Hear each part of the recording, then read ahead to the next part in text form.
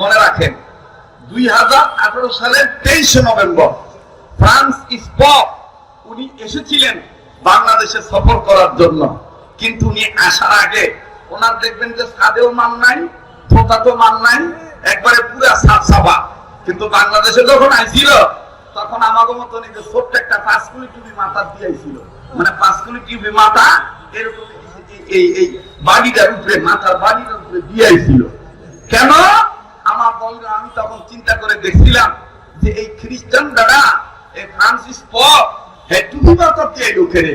ও ভাই, তদন্ত করে দেখছি, সাংবাদিকদের কাছে জিজ্ঞেস করে দেখেছি, সাংঘাতিক একটা তথ্য পেয়েছি।